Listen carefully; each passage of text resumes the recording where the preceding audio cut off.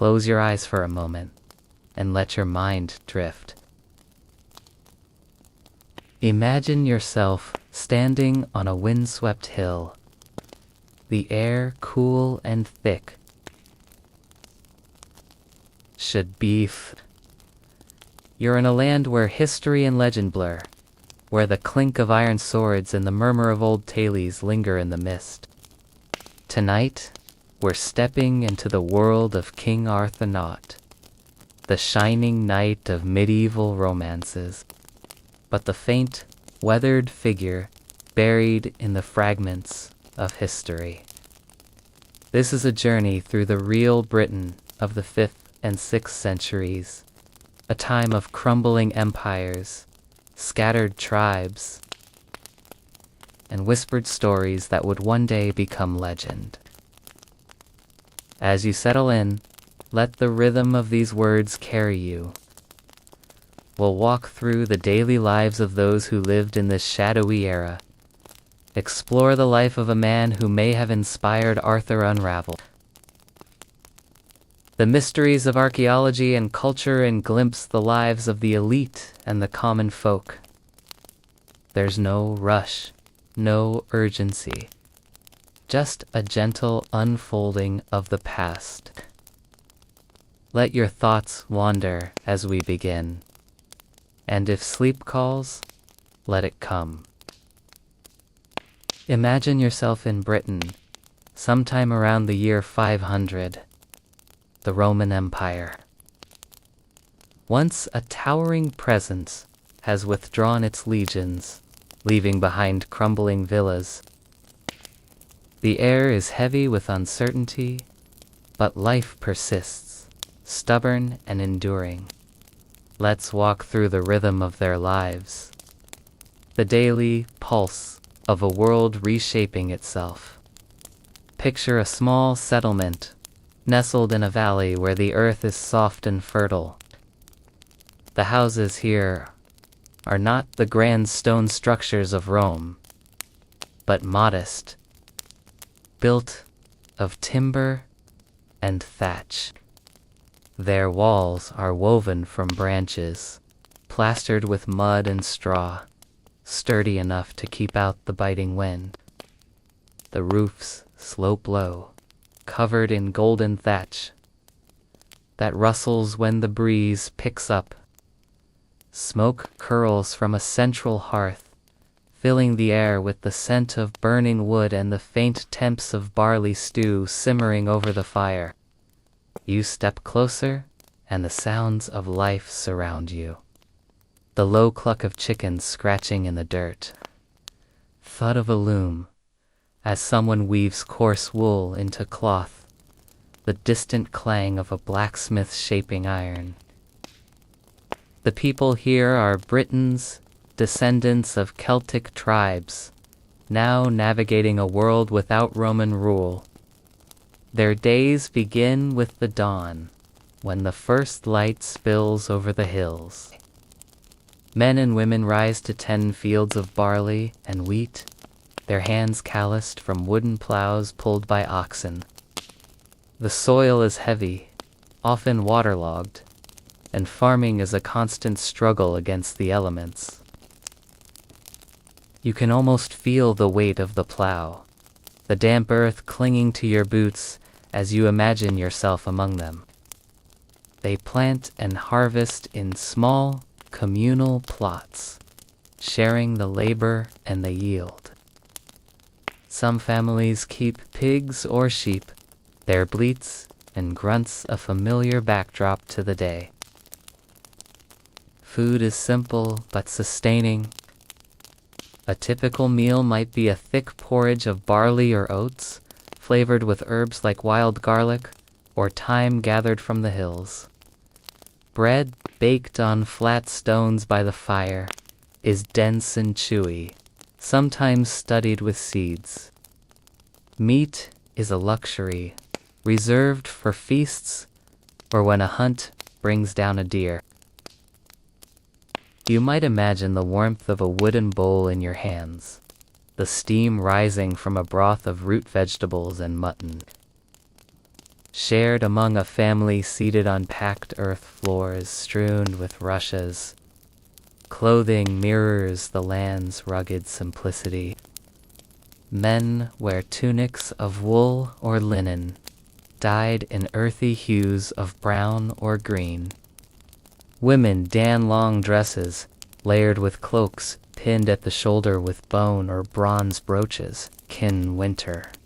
Furs from rabbits or foxes add warmth, their softness a small comfort against the chill. Pin. You can picture a woman pausing her, spinning to adjust her cloak, her fingers nimble despite the cold. Trade. Trade still exists, though it's a shadow of Rome's vast networks. Merchants travel narrow tracks, bartering salt, iron tools, or rare luxuries, like amber beads or glass from distant lands. Markets are lively but cautious, with armed men keeping watch for raiders. The collapse of Roman authority has left Britain vulnerable, and every settlement knows the threat of attack. Palisades of sharpened logs surround many villages, and men train with spears and shields, their movements practiced but weary. Conflict is a reality. Hear not the grand battles of later tales. Lives are lost, and the weight of survival presses on every soul. Yet, life is not only struggle. The Britons find joy in small moments. At night, families gather around the hearth, sharing stories of gods and hero steles, now mingling with whispers of a new faith, Christianity, spreading from monasteries in the south. A bard might strum a lyre, his voice weaving a song of ancestors or the beauty of the land. You can almost hear the notes, soft and lilting, blending with the crackle of the fire. Children play games with knuckle bones or carved wooden figures, their laughter a fleeting brightness in the dark. Religion shapes their world, a blend of old and new. Many still honor sacred springs or ancient standing stones, leaving offerings of flowers or bread.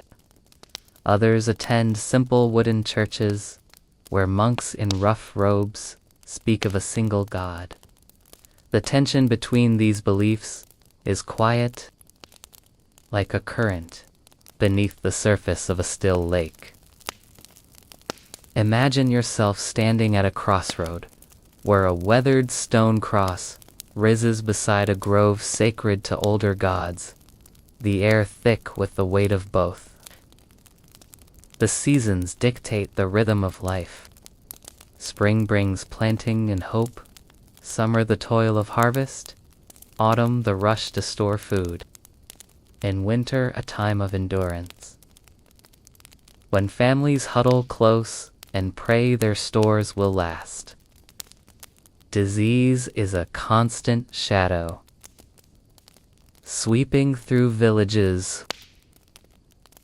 A fever might claim a child, or a wound from a raid could fester, leaving families to mourn in quiet rituals by the hearth.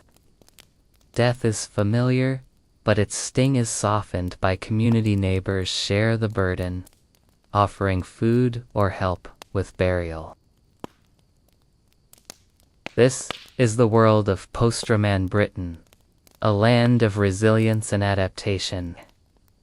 The people here are not the knights and ladies of Arthurian legend, but farmers, craftsmen, and warriors bound by survival and tradition. Their lives are the foundation of the stories that would later grow, tales of a leader who might unite them against the darkness. As we linger here, imagine the steady beat of their days, the rise and fall of their hopes, Now, let's shift our gaze to a man who may have walked these lands. A figure whose life might have sparked the legend of Arthur. We'll step into his story next, but for now,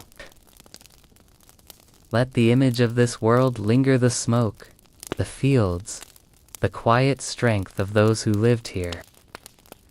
As the smoke of the village fires fades, let your mind drift to a single figure moving through this rugged world of post-Roman Britain. The name Arthur echoes through time, but no crown or shining armor marks the man we seek. Instead, we find traces of a leader, perhaps a warlord or chieftain. While history offers no certain proof of King Arthur, one name emerges from the shadows: Ambrosius Aurelianus, a Romano-British leader of the late 5th century. Let's walk through his world, piecing together the life of a man who stood against the tide of chaos. His story woven from fragments of truth and whispers of myth. Imagine yourself in the year 480, standing on a hilltop fort, its earthen ramparts worn. The wind carries the scent of pine and damp stone, and below, a valley stretches. Ambrosius, a man in his prime, perhaps in his 30s, stands here. His gaze steady. He is no king in the later sense, no jeweled crown or golden hall, but dux bellorum. A leader of battles, as later chroniclers like Ninnius would call him.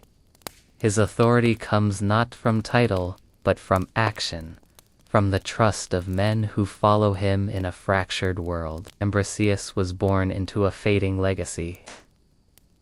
His family, likely Romano-British aristocrats, clung to the remnants of Roman culture: Latin names, Christian faith, and memories of a structured empire.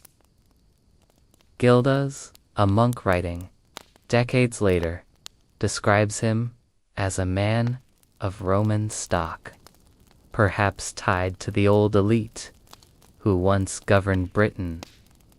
Under Rome, picture him as a child, raised in a crumbling villa, its mosaic floors chipped, but still gleaming faintly. His education, though far from Rome's grandeur, included scraps of Latin literature, military tactics, and the Christian teachings spreading across the island. You can imagine him listening to tales of Rome's legions, his young mind stirred by stories of order and strength, even as the world around him splintered. Time. By the time Ambrosius reached manhood, Britain was a land under siege. Saxon raiders from across the North Sea pressed inland, their longships cutting through coastal waters. Local warlords vied for power, and the Britons, divided by tribe and ambition, struggled to unite.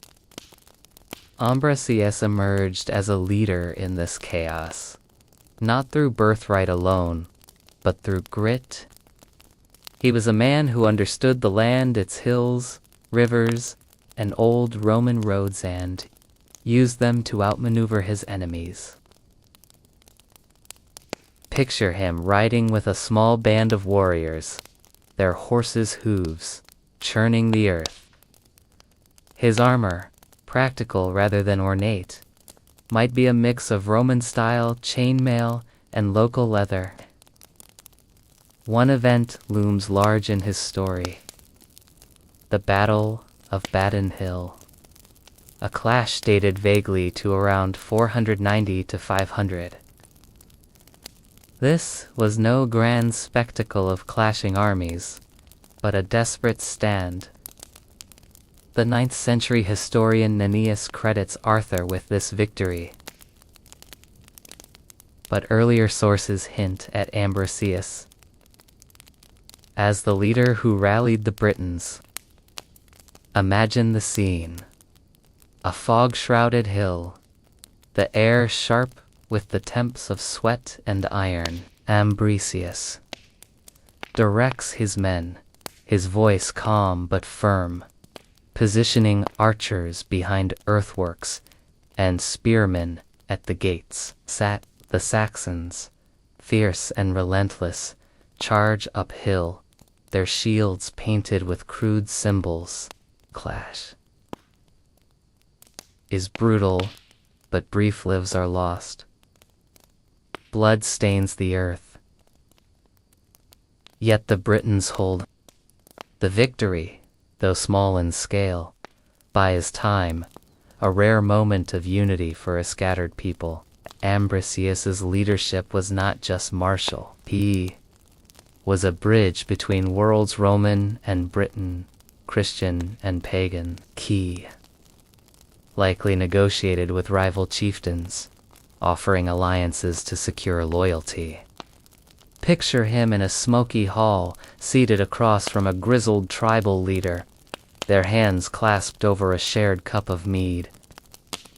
His words, measured and deliberate, carry weight, promising protection. He rebuilt old Roman forts, their stones repurposed for defense, and encouraged trade to keep settlements alive.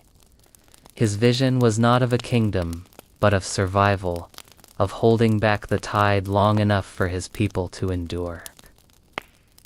Yet his life was not without hardship. The constant threat of betrayal shadowed him. Rival leaders envious of his success, or Saxon spies sowing discord. Disease, too, was a silent enemy, claiming allies and family alike.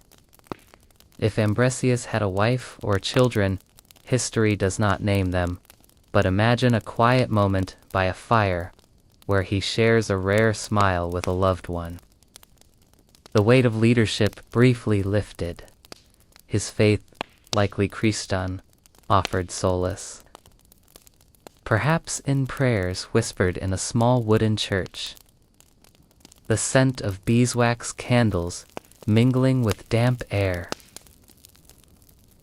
His legacy, though, is murky. Ambrosius fades from record after Baden, perhaps dying in battle or old age.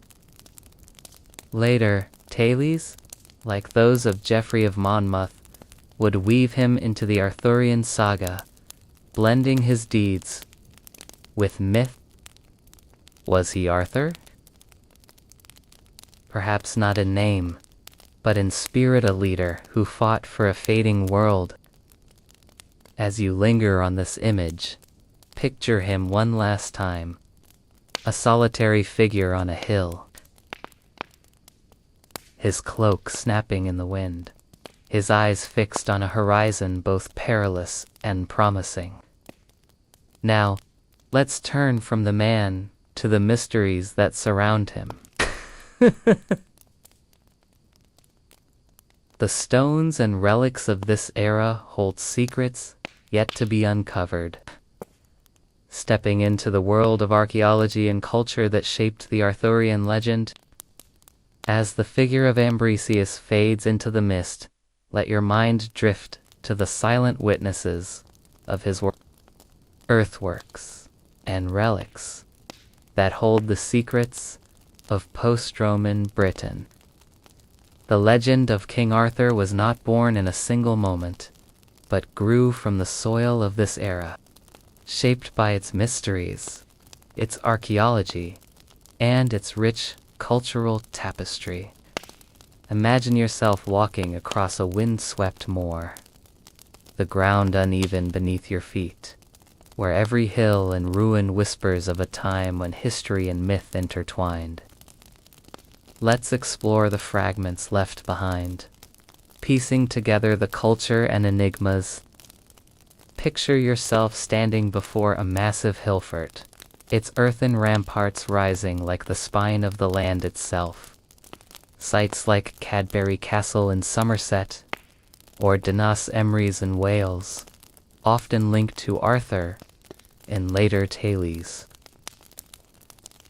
were not mere fortresses, but centers of life in the 5th and 6th centuries. The air here is thick with the scent of damp earth and wild herbs. And if you listen, you might hear the faint echo of footsteps from long ago. Archaeologists have uncovered traces of these places' timber halls, pottery shards, and iron tools revealing settlements that thrived despite the chaos of the time. At Cadbury, for instance, excavations in the 20th century revealed a fortified hill, its walls strengthened with stone and timber. Imagine the hands that hauled those stones, their calluses worn deep from labor, building a refuge against Saxon raids. These hill forts were more than defenses. They were symbols of resilience. Their high walls, often built on older Iron Age foundations, enclosed communities where warriors trained, families gathered, and leaders like Ambrosius planned their strategies. You can picture a chieftain standing atop the ramparts. Artifacts found here: bronze brooches, glass beads, even fragments of imported wine amphari hint at a people who clung to trade and tradition, blending Roman sophistication with Celtic roots. The presence of Mediterranean pottery, its clay baked under a distant sun, speaks of connections to a wider world, faint but unbroken. Yet, the archaeology of this period is as much about absence as presence. Few written records survive, and those that do, like the works of Gildas or later chronicles, are cryptic. Their words layered with bias or myth. The mystery of Arthur lies in this gap, where history falters and legend takes root. Consider the Arthur Stone at Dorstone in Herefordshire, a Neolithic tomb later woven into Arthurian folklore. Locals once claimed it marked the spot where Arthur slew a giant, the stone stained with the struggle. The truth is older, colder, a burial chamber from millennia before, but the story clings to it like moss to rock. Imagine kneeling beside this weathered stone, its surface cool under your fingers, and wondering what tales were told here in the firelight of the 5th century. The culture of this time was a vibrant, shifting mosaic.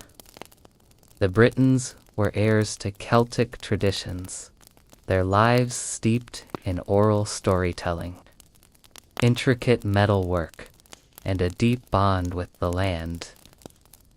Bards sang of heroes and gods, their voices accompanied by the soft strum of a lyre, the notes drifting through smoky halls. You might imagine sitting among them, the air warm with the scent of burning oak. As a tale of a great warrior, perhaps, a proto-Arthurian.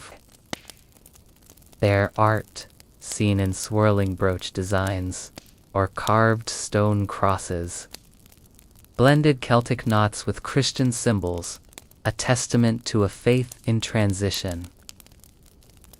Monasteries, like those at Iona or Tintagel, were rising, their monks copying manuscripts by candlelight. But mysteries abound. Tintagel, a rugged coastal site in Cornwall, is often called Arthur's birthplace in later romances. Excavations there have uncovered a high-status settlement from the 5th to 7th centuries, with Mediterranean pottery and glass, suggesting wealth and trade. Was this a chieftain's stronghold, perhaps linked to a real leader? The stones don't speak, but they hint a slate inscribed with Latin. A fragment of a name, Artonia, close enough to Arthur to spark debate. Picture yourself tracing that inscription with your fingertip. The rock, gritty and cold. Another enigma lies in the landscape itself. The Britons revered sacred site springs and standing stones where they left offerings of coins or carved figures. These places, like the Holy Well at Glastonbury, later tied to Arthurian myth, were liminal spaces, blending the earthly and the divine. Imagine dipping your hand into a spring, its water icy and clear, and feeling the weight of centuries of reverence. Christianity was spreading, but slowly, and many clung to older gods. This spiritual tension between pagan past and Christian future shaped the stories that would later crown Arthur as a Christian king. The grim realities of this era cannot be ignored. Raids and warfare left scars-burned settlements, scattered bones, and abandoned fields. Archaeologists find evidence of violence in hastily buried bodies, some with spear marks, a silent testament to lives cut short. Yet these traces are woven into a broader tapestry. The Britons rebuilt, replanted, and retold their stories. Their resilience is etched in the earth, in the reused Roman walls and the hearths. You can almost hear the rhythm of their lives to clink of a smith's hammer, the chant of a monk, the laughter of children playing in the shadow of a fort. As we linger here, among the stones and stories, the legend of Arthur begins to take shape not as a single truth. The archaeology offers clues, but the mystery endures, a gentle pull on the mind.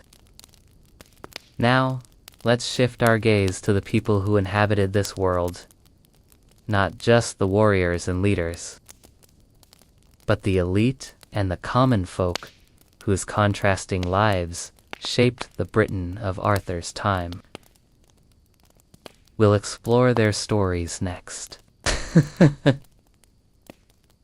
As the echoes of ancient stones and whispered myths settle in your mind, imagine yourself stepping back into the world of post-Roman Britain, where the lives of the powerful and the humble intertwine.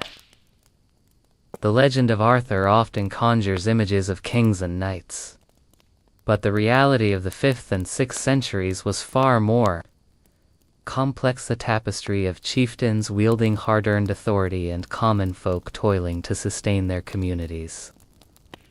Let's walk through their contrasting worlds, feeling the rhythm of their lives, the weight of their struggles, and the fleeting moments of connection that bound them.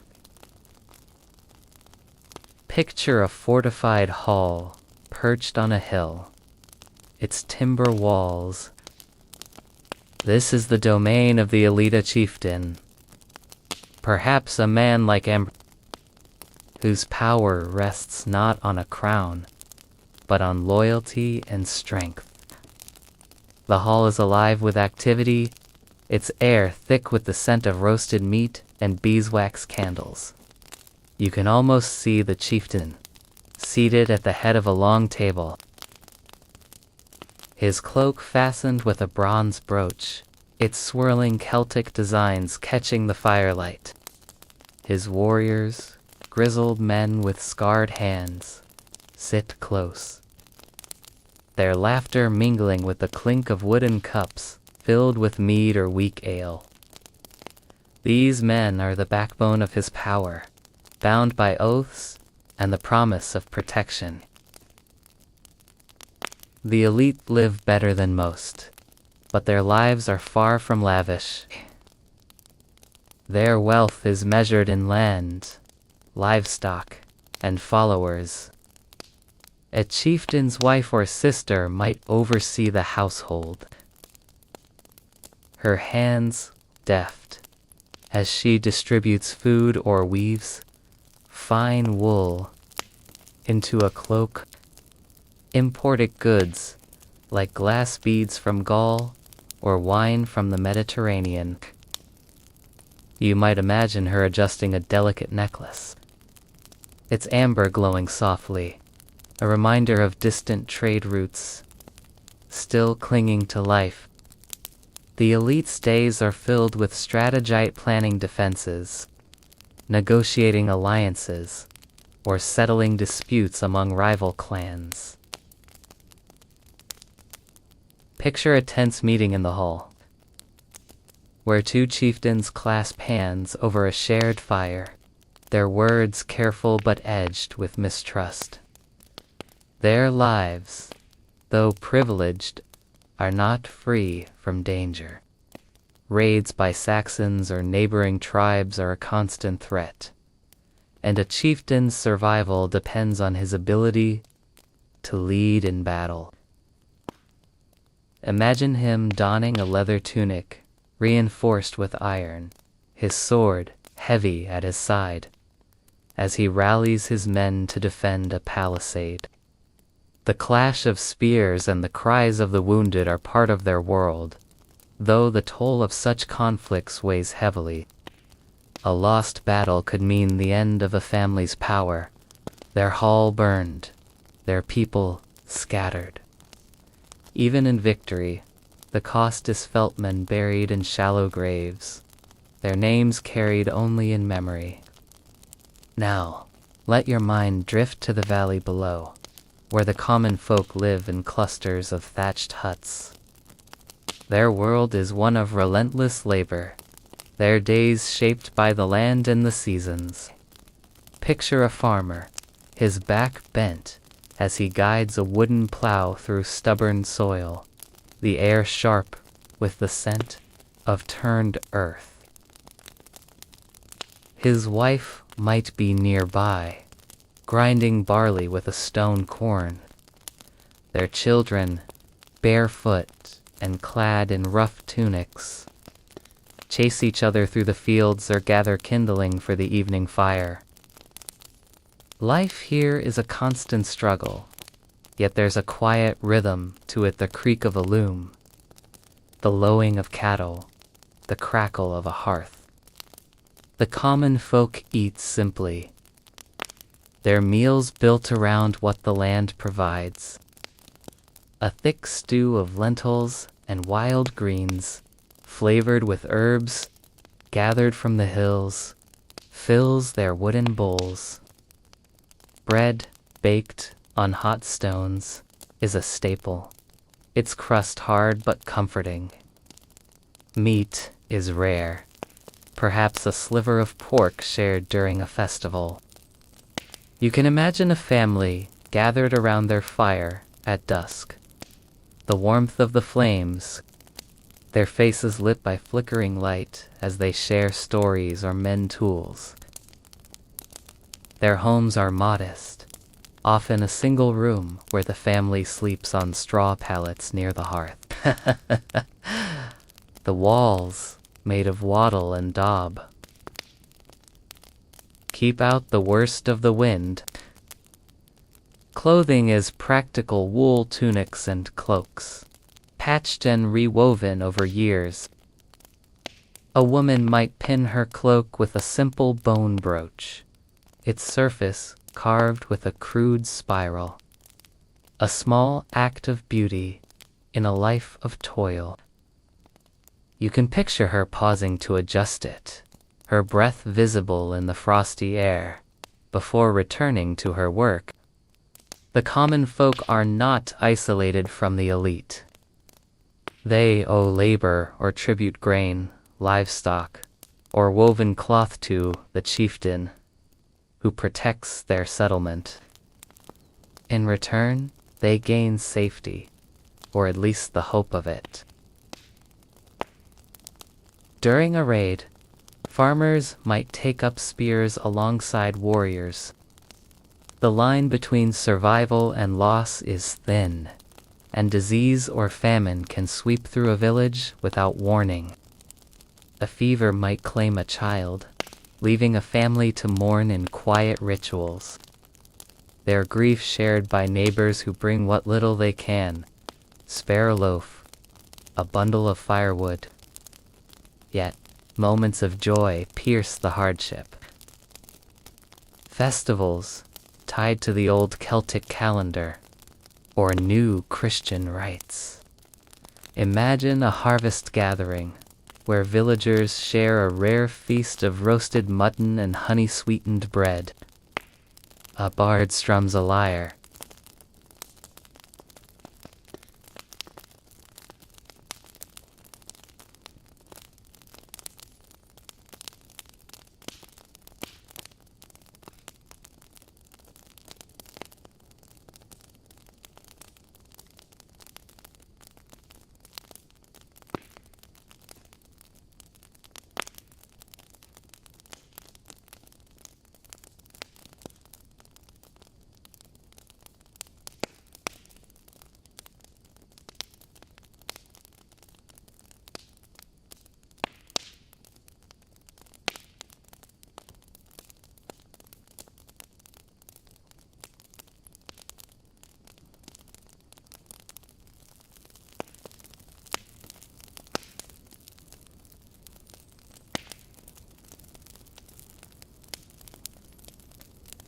His deeds already blurring into legend. Children dance in the firelight, their laughter a fleeting defiance of the dark. Even the elite might join, the chieftain raising a cup to toast the community's strength. Religion binds these worlds, though it pulls them in different directions. The elite, often Christian, worshipped in small stone churches, their walls painted with simple crosses. The common folk blend old and new, offering prayers at a sacred spring one day and attending a monk's sermon the next. You can imagine a farmer pausing at a standing stone, its surface worn by centuries of hands, leaving a sprig of heather as an offering. This spiritual dance between pagan roots and Christian growth shapes their hopes and fears, our quiet undercurrent in their lives. The contrast between elite and commoner is stark, yet their worlds are intertwined. The chieftain's power rests on the labor of the fields, just as the farmer's survival depends on the warrior's spear. Together, they navigate a Britain caught between Rome's shadow and an uncertain future, their lives laying the groundwork for the stories that would become Arthur's legend. As you linger here, imagine the flicker of their fires, the steady pulse of their days, carrying you gently forward. Now, let's draw this journey to a close, reflecting on the world we've explored and the legend it birthed as we ease you toward rest. As the fires of the hillfort and the village fade, let your mind rest in the quiet of this ancient land. We've walked through the Britain of the 5th and 6th centuries, place of struggle and resilience, where the seeds of Arthur's legend were sown. From the daily toil of farmers in their thatched huts to the calculated moves of a chieftain like Embark. From the silent stones of hillforts to the vibrant culture of bards and sacred springs. This world was one of contrasts. The story of Arthur, though cloaked in myth, grew from these lives, a tale of a leader who stood against the dark, woven from the threads of a people's memory. Now, as you lie in the comfort of the present, Imagine those distant hills under a blanket of stars, their stories settling into silence. The past is far away, yet its echoes linger, a reminder of human strength. Let the rhythm of those lives the plow in the earth, the strum of a lyre, the whisper of a prayer carry you toward sleep. You've journeyed far tonight, and now it's time to rest. Wrapped in the warmth of your own place, safe from the storms of long ago good night.